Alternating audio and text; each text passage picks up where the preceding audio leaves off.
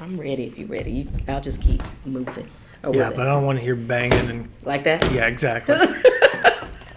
Like You are a podcaster's nightmare. It would be like, wait a minute. No, I meant to say. Like, I use Audacity, but I don't think it has a filter to take out elephant tromping through the room. They haven't built that technology yet. Oh, gosh, that's funny. Have you studied up on it? Nah, but... You crack out your books? No, I didn't. You got opinions anyway? I got them. Don't give them. You'd make a perfect politician. Welcome to the club. Yeah, I got them. I'm going to give them.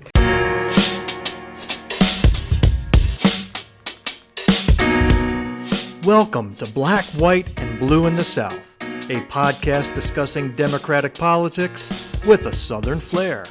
I'm Bill Kimler. I'm Jumelle Brooks. And we're coming to you from Greenwood, South Carolina, a little red county in a very red state. If you like what you hear, please leave a rating, tell your friends, or better yet, buy a ticket, buy 50 to the Carnell Drummond Mays Banquet on October 5th. That's the biggest annual fundraising event for the Greenwood County Democratic Party. You can always drop us a note at blackwhiteblueinthesouth@gmail.com. That email is in the show notes, along with links to articles and videos mentioned in today's episode. Hey, Jumelle. Hi, Bill. Long time no see. It's been what, 2 days? Like 2 whole days. How have you been? Good. What about you? I'm still recovering, to be quite honest, from our last episode. Yeah.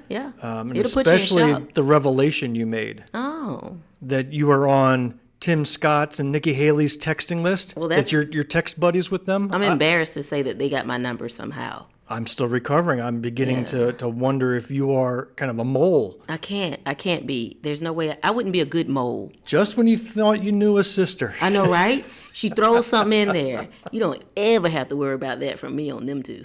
I'll pass. Well, as we record this, we are hitting the highest temperature this year. Oh, my goodness. In this part of South Carolina, and in fact, in other parts of the state, it's even worse. Yeah. This is hot, and it was funny to watch the climate deniers say, well, it's been hot before. And yes, it has been hot before. The problem is the rise and duration of these hot cycles have increased noticeably, not just within our lifetimes, but within this decade. Yeah. One of the common arguments made was, well, the Earth's been hot before, the geological shifts and cycles over time. And you know what? As a science guy, Okay. that's all true.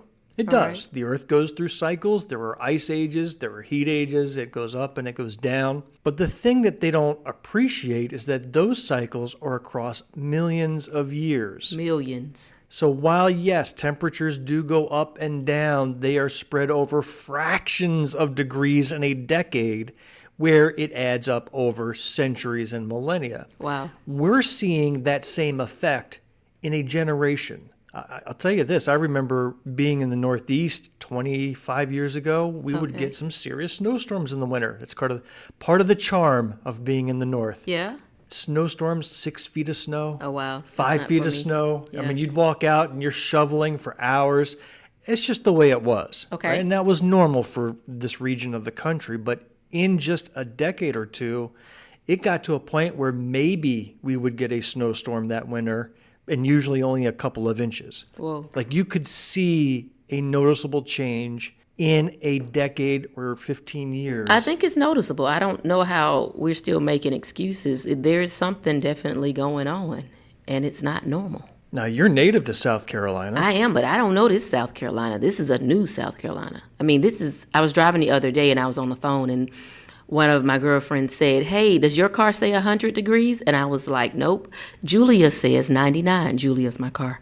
She says 99. And we are both just like, we cannot believe that that's where we are right now. Makes me wonder what fall will look like if we have one, or winter. And yet I'm seeing articles saying that there is a migration of people moving from northern states to southern states during a time where the southern states are bearing the brunt of ecological and climate disasters. Just take a look at Florida, take a look at beach erosions along North Carolina and South Carolina, homes falling into the ocean. There was an article I read, I just perused this article, and it was talking about a certain species of penguins who lost a whole litter, if that's the term you want to use for their baby penguins.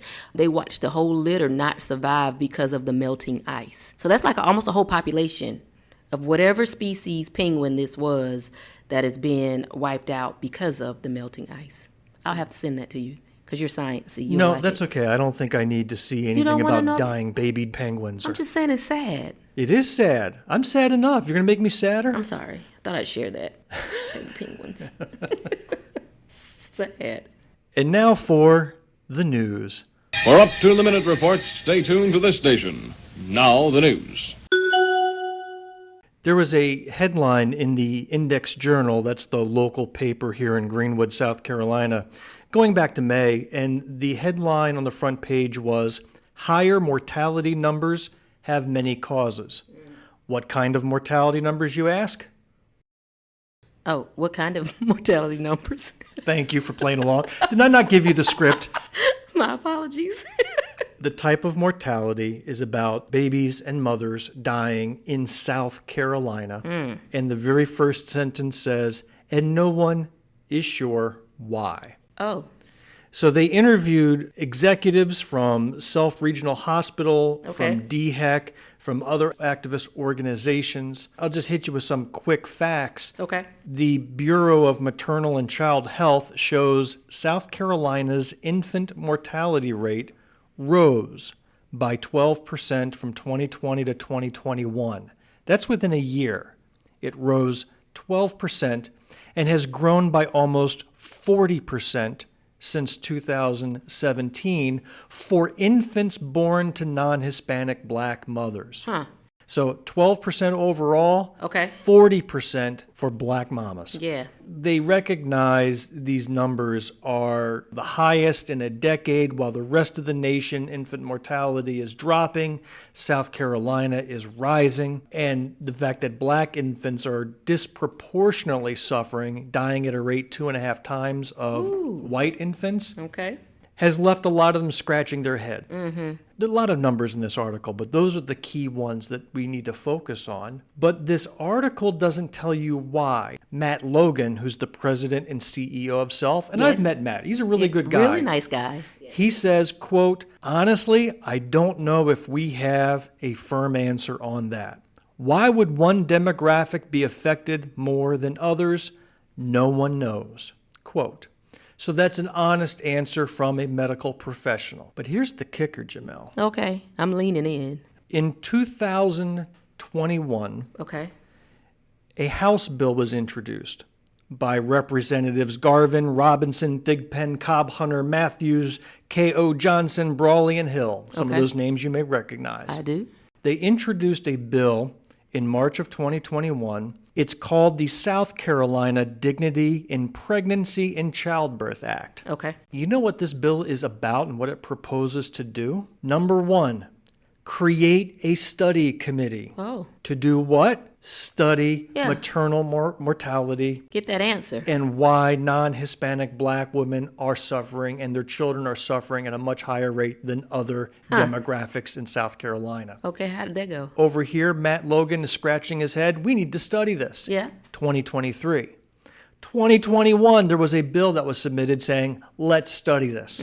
So part one says this bill is to create a study committee to examine all these root causes. 2, they want this committee to report back. 3, here's going to be in the committee. Okay. And a Yeah. lot of people, administrators of hospitals, Yes. chair of the Senate Medical Affairs Committee, chair of the House Medical, Military, Public, and Municipal Affairs Committee. A wide variety of people to be on this committee. Okay. 4, let's staff the committee so they have the help that they need to get this together. And then at the end, provide a report back to us. Okay. That's all this bill was to study the very thing that the directors of hospitals are scratching their heads over today. Wait. So, do we need a drum roll for you to tell me what happened to this bill? I'll give you one guess.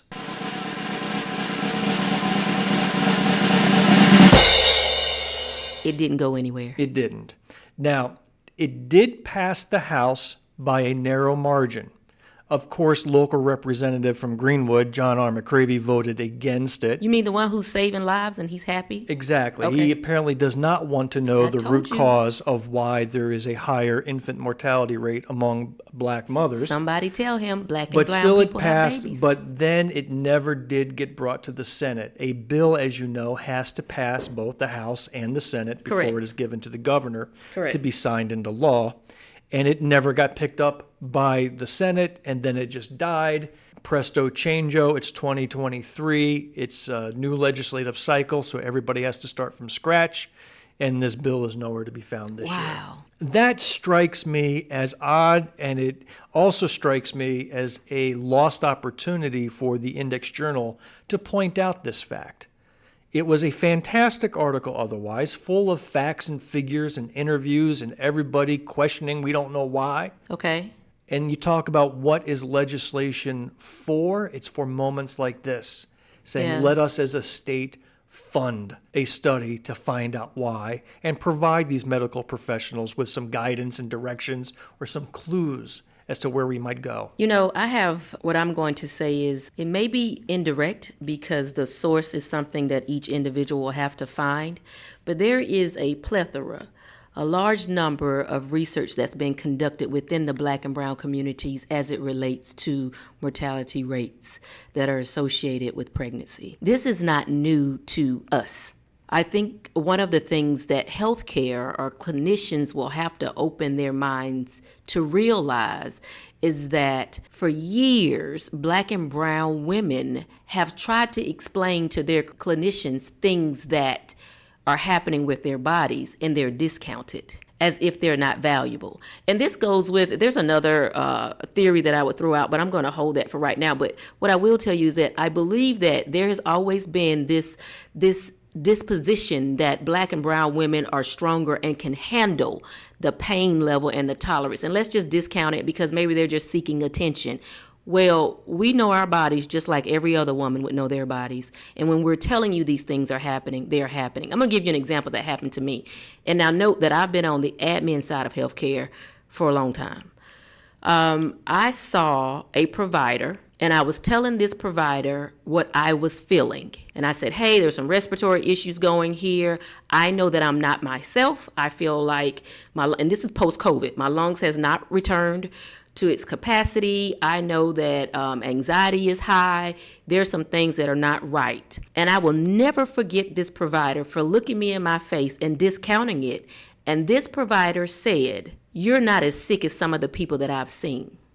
And I said at that point, she most likely said that to the wrong person, but what I was going to do is do her a favor and leave at that point. That's the basic example, I guess, of what African American women go through inside of doctor's offices. Does every doctor or health clinician act this way? No. But if you were to poll black and brown women, this topic is not amazing to us. It's not something that's going to catch us off guard. We are aware of it. We get it if we go in with a cough that's been persistent. It's no, try this and come back. And we are telling you, we know what is going on inside of our body, and it gets discounted every day. I've heard the same thing from others. So hearing it from you is not the first time Yeah. I've heard it, and you're just underlining what I've heard from others. So when we say as a clinician that we don't know why it happens in one race versus the other, I would automatically want us to challenge ourselves and go to the treatment of the services that are occurring. Greenwood County Council discusses panhandling. This is a topic that I'm sure most people have been discussing in their homes.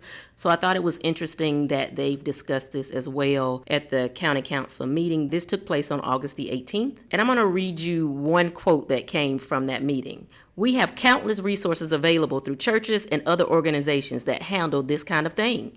So I guess my question is, does council believe this is something we should have staffed to look at and see if maybe we can come up with some type ordinances? So here's the issue. In Greenwood, you may have noticed that there is an increasing number of panhandling occurrences that is happening. Well, let me ask you this. Yes. Is it truly increasing? Because it's really the same spots I've seen over and over for years. And the same people? Do you think it's the same individuals? Well, I'm not taking photos or whatnot. I have a mental note, and I noticed that from what I have seen, there are the same places. However, I am noticing that depending on the time of the day, the individual changes. So I'm wondering if it is that particular group. And then we go into how did they end up in Greenwood, which is a different discussion. But I think the number might be, but I'm noticing that it's different people. But you have almost assigned spots. So you know when you go, you're going to find, I remember one instance is at the old Walmart, is what we would refer to it as, where there was a husband and wife and a child. And whenever they would finish panhandling, they would go and get in their Cadillac and drive away. So, and the word had circulated through social media, don't give to this family because we've been watching them and they're not truly in need. So the reason I wanted this article to talk about it is because it is an issue in Greenwood. And here's where it tugs on your heartstrings. How do you know if you are given to a person who's truly in need and not able to work? Because I don't know if you know, but Greenwood has a whole bunch of help wanted signs out. Or are you given to someone who is just not going to work and is taking advantage of the system? It's a difficult subject, and it's so easy to form an opinion, but too often those opinions are formed without information. Yeah. So truly, you don't want to be hard-hearted. You want to be compassionate. I have never been in such dire straits that I've been forced to go beg. Yes. And thank God for that. I was going to say and, I'm grateful. Many of us are just one big medical catastrophe or car accident away from that, I know. Yes. So without knowing the individual stories or who these people are, your question of, is it a scam or is it truly a person in need, is a valid one. Now, as far as the help wanted signs, let's say you are somebody who is in dire straits. Okay. There could still be a very wide chasm between that person and their ability to go get a job. Correct. Maybe they have a prior criminal record. Or a mental health issue. Maybe they've got mental health issues. Correct. Maybe they don't have transportation. Correct. Or some of the fundamentals that as an employer you would say, I'm not bringing this person into my shop or store or place of business. What did the county council arrive at in terms of a conclusion, does it say? So they say they discussed it in July's meeting last year, and they approved the transfer of just more than $11,000 from the fire fund toward the completion of the backup center. They talked about additional funds being able to go towards the renovation of the Department of Social Services building. They talked about the resources that are available, but it appears that the overwhelming majority doesn't see it as a major issue. Was there a vote taken or an action voted upon? Not at that time. Okay. I don't see that in this one. So it sounds like it was a topic of conversation brought up. Again, because they discussed this July last year, and here it is back as a topic of a discussion again. I think this is one we can dive into further. Well, I tell you what, we're going to be hosting a couple of the county council members. Oh, great. Not We too can long ask from them. now. We can ask them their opinion. That would be one of the questions. It mentions in here that because they're looking to form an ordinance, so if you are panhandling, that you will be charged, which might not be good. You're charging them, and it might be beyond their ability. On the national stage this past week, and I'm pretty sure you don't even want to talk about this, Jumelle. Oh, God, here we go. The Republican national debate happened. Yeah. And I know you didn't watch it. I did not. And here you are smiling as a result. Yes. Your mental health is probably in tip-top shape. I put me first. I watched it. It was Wednesday evening, and I woke up Thursday morning with a pounding headache. See? As if I had pounded beers and shots all night long. Wow. I was hung over from that debate. Wow. Just from watching it. See, I'm glad I made the right decision. I remember watching the 2015 presidential Republican debate, and that was the first one Trump was at, and he had all the regular statesmen around him, like Rubio, Graham, Ted Cruz. Okay. And a lot of us, my buddies and I across the nation, we watched out of curiosity just to see what kind of a train wreck it was, and Trump did not disappoint. It was a true train wreck. Yes. He broke all of the norms of a debate and really made a clown show out of it. And while it occurred, we laughed, we played drinking games, we took shots every time we heard a certain phrase. It was a fun event without any thought that there'd be a chance that Donald J. Trump would be president of this country. And as I watched this debate from last week, it was a little more serious, even knowing this was going to be a train wreck of a debate. Yeah. I did not laugh. I did not take it lightly. I took notes. And I guess it was probably the stress of what I saw on that stage, I'm knowing sure that it was. any one of them could become leader of the country. It had me very concerned. Yeah. Someone mentioned today about how they have been able to tap into the inner hate, and that is what's driving the lifeline of these campaigns. That's unbelievable. It really is. It really feels like that. So I'll share with you how it got started that evening.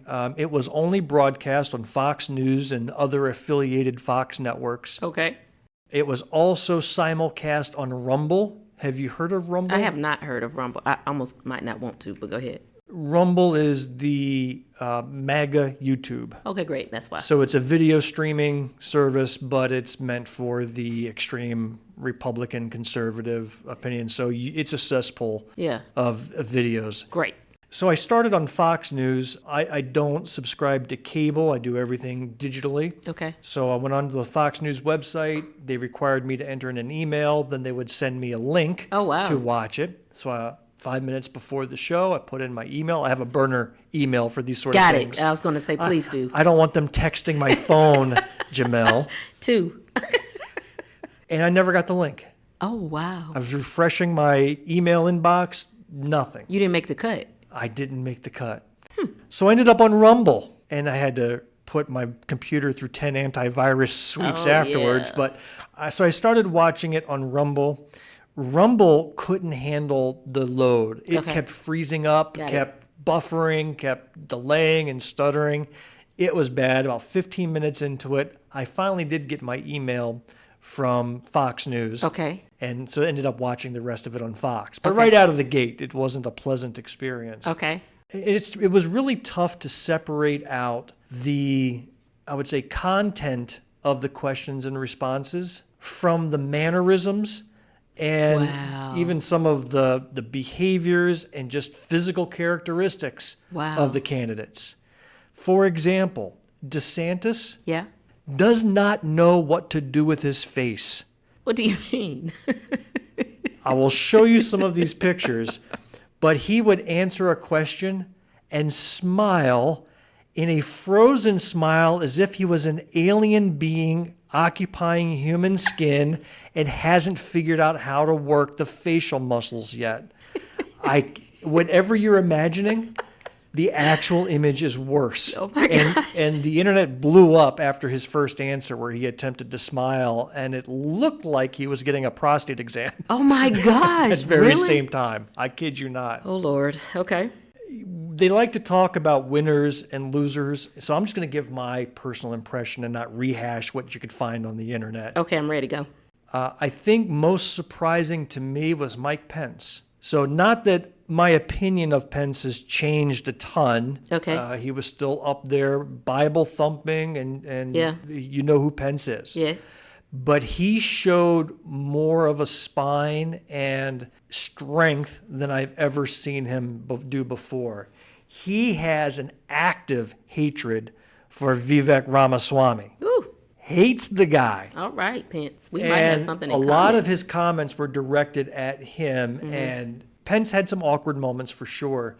But I would just say that my expectations of him were rock bottom. Okay. And he did much better than rock bottom. Good. Which I thought was interesting. He had an attack, and in fact, Chris Christie, former governor of New Jersey, actually gave a praising speech of Mike Pence for standing up during January 6th, not giving in to Trump wanting him to overturn the Constitution or suspend portions of it. So Christie gave him a rousing speech, kind of almost a eulogy, to be honest with you. And right then, when Christie starts praising Pence, I said, "That's the end of Pence's campaign." Right then and there, they're not going to buy into that. Nah.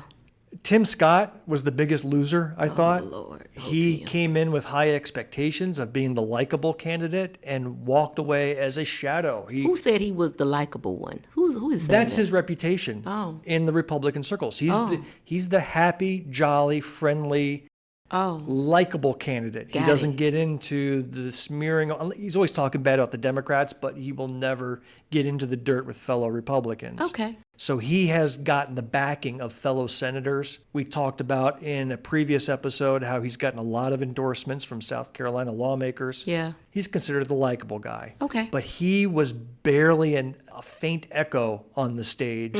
When it was his turn to speak, you can see that he was struggling with numbers and trying to memorize some things. He did not give a good performance, and I wouldn't be surprised if he was one of the first to disappear into obscurity and Really? fade out as a result of this. Wow. The other big winner, and everybody agreed with this point of view, is that Nikki Haley was probably big winner. I've heard she did well.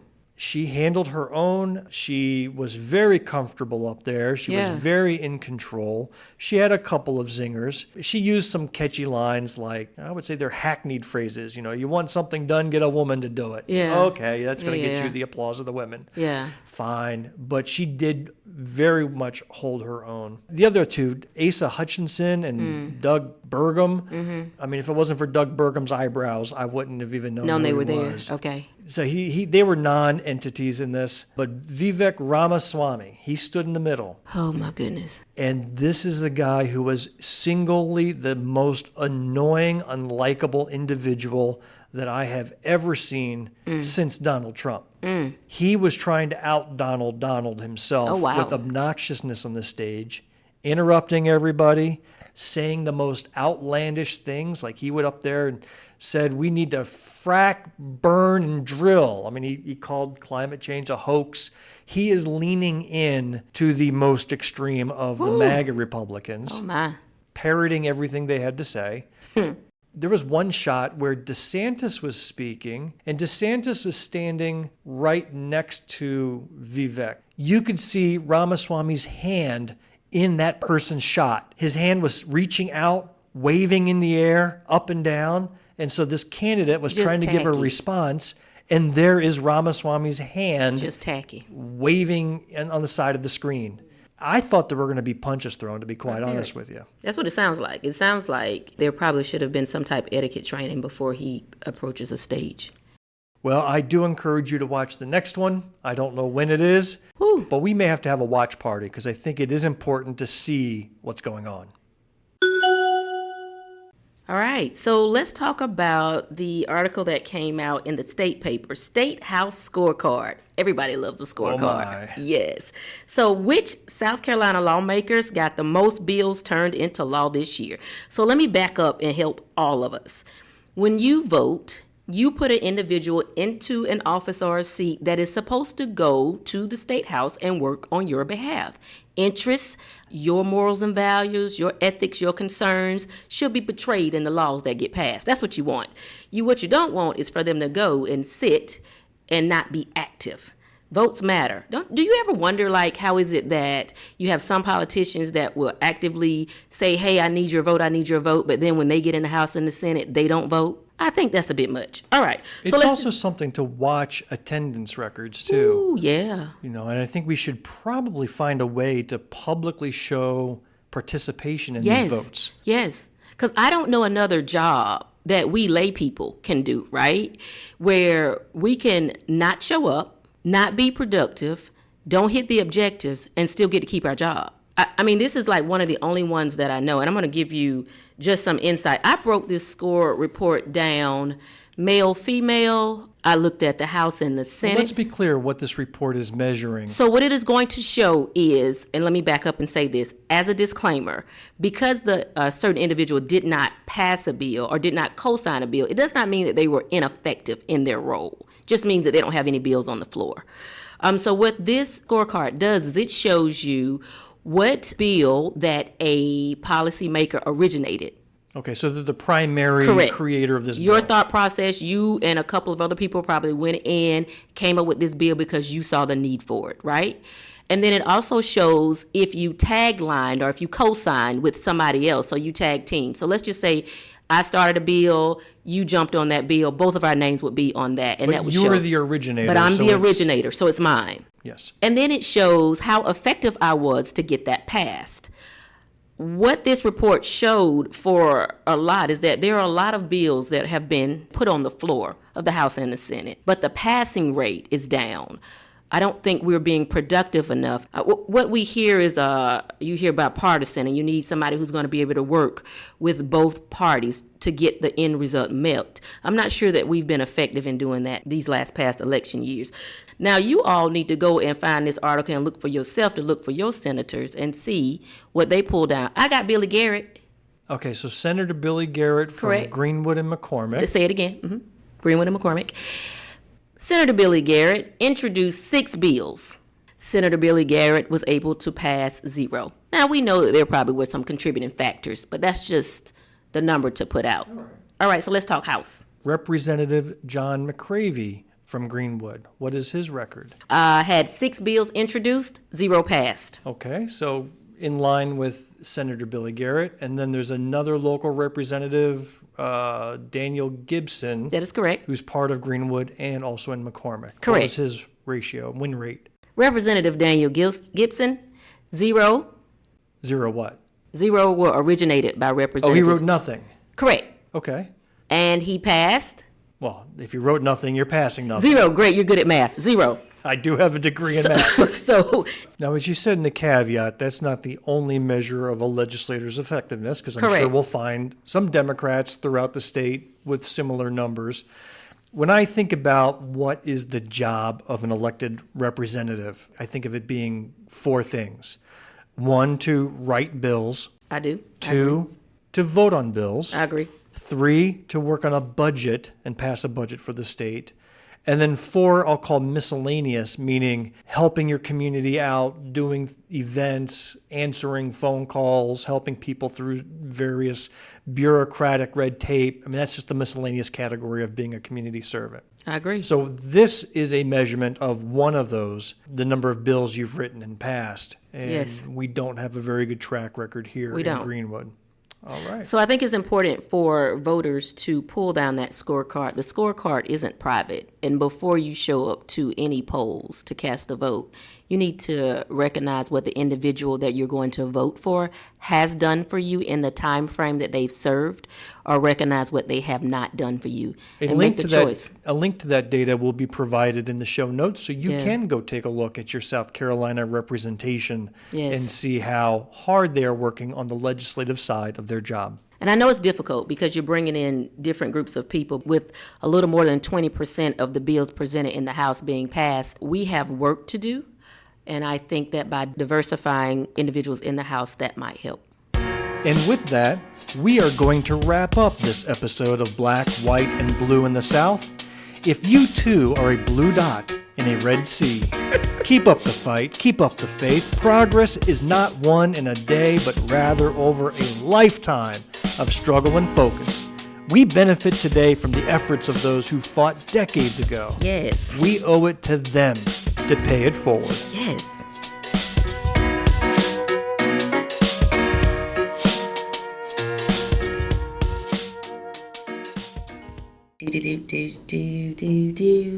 The end. The preceding podcast is a product of Big Media and copyright 2023, all rights reserved.